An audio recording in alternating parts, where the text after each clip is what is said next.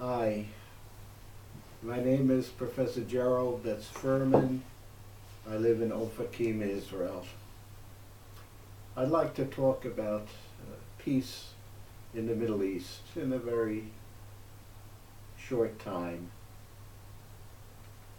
Jabotinsky, one of the great Zionist leaders in the 1930s, set out the basic structure for peace with the Arab populations. And that was very simple. He recognized that the Arabs in the Middle East, particularly in the area of Israel and the neighboring Arabs, believe that this land, the state of Israel, is theirs. All of it. Not a part of it, but all of it. He respected their beliefs, and he noted that this will not be changed because they are a traditional people. They have values, the Quran, other Muslim values which talk about the simple rules of Islam. And the basic rule is where an Islamic army conquers, even for one day, it's theirs, and it's theirs forever.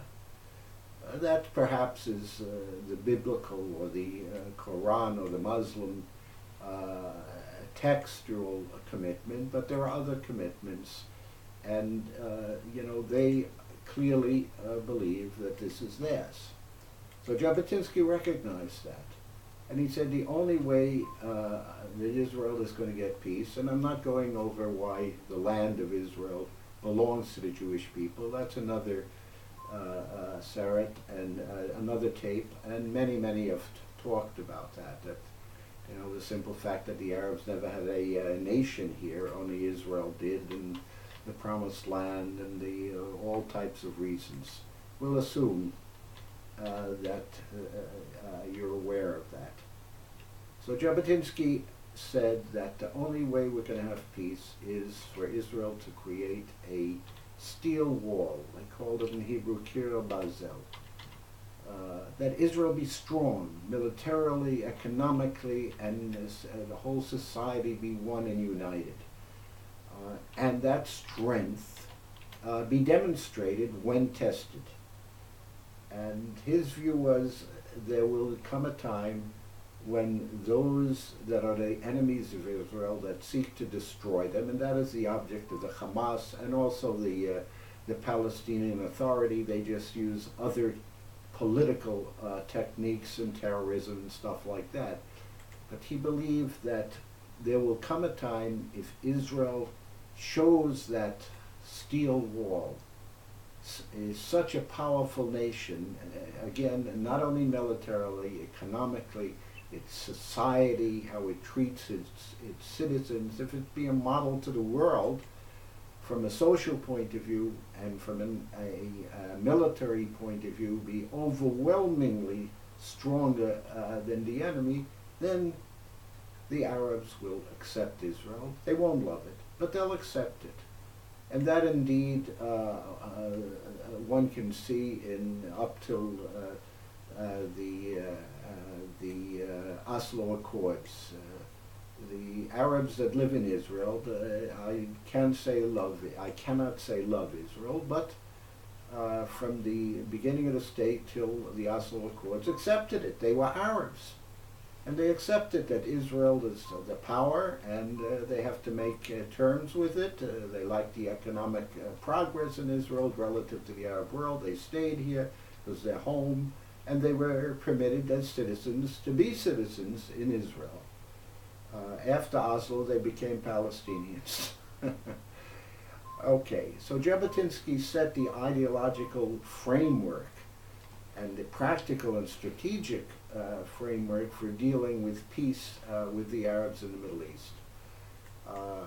One of his foes, but certainly somebody that respected Jabotinsky, according to historical evidence, David Ben Gurion, the first Prime Minister, translated the steel wall strategy into a strategy reflecting his times, the beginning of the state in the 50s.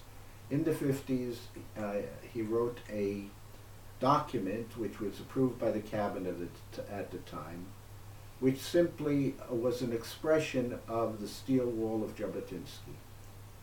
He noted we cannot force the Arabs to have peace with us. There are too many of them, too many countries. We can't conquer the whole Middle East, etc. It's impossible to force a peace.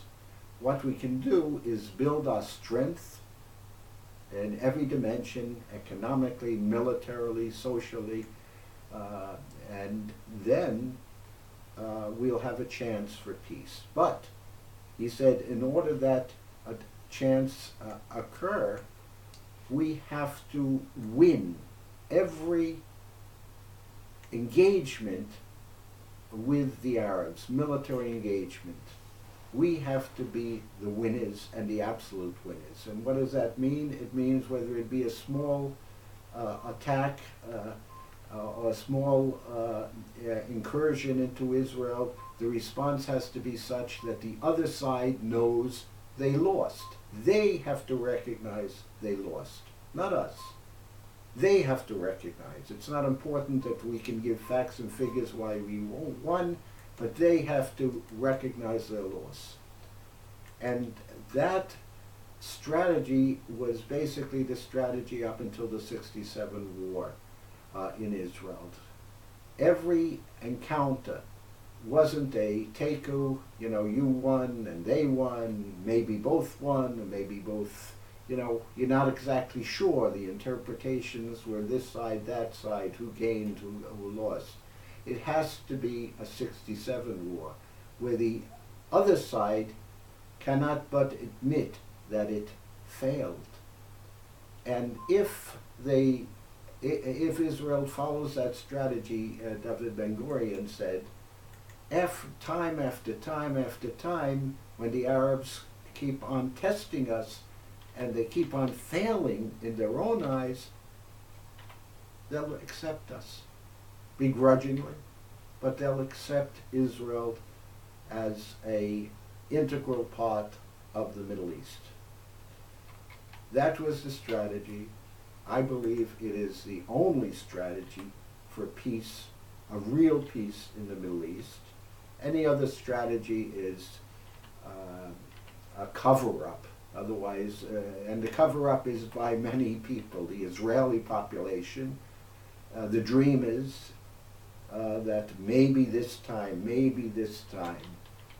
and the international community, who has their own agenda in the Middle East, which isn't necessarily a strong, independent Israel.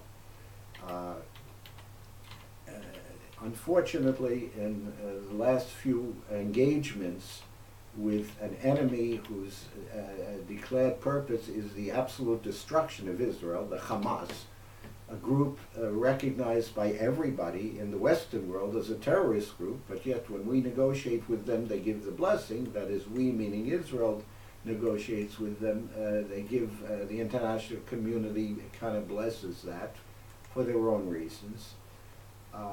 In the last two rounds, we mobilized, we bombed, we even brought in the Israeli army about 3 years ago. But at the end, there was no definitive victory. They declared that they won. In this week's engagement, Israel has suffered over 1,000 rockets. They've reached Tel Aviv, the financial capital of Israel. They try to reach Jerusalem. They've reached cities they've never reached before. And up until the last moment of the so-called ceasefire, they're firing, and they are victorious in their eyes. There's celebrations, everything. They're killers. Their object was to kill as many Israelis as possible, men, women, and children, clearly against international rules and regulations, but the international community kind of doesn't pay much attention to that.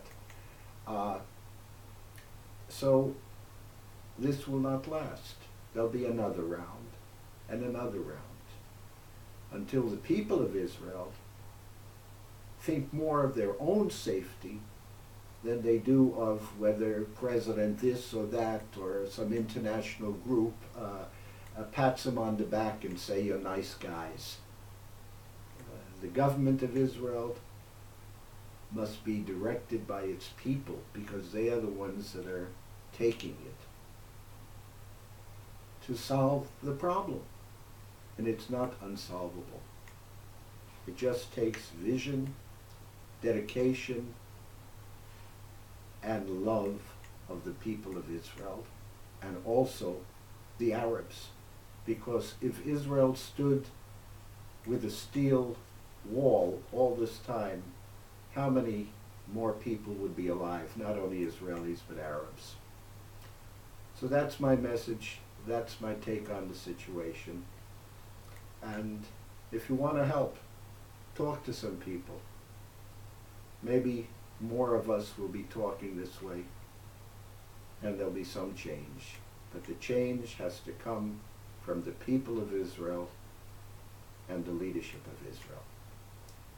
Thank you.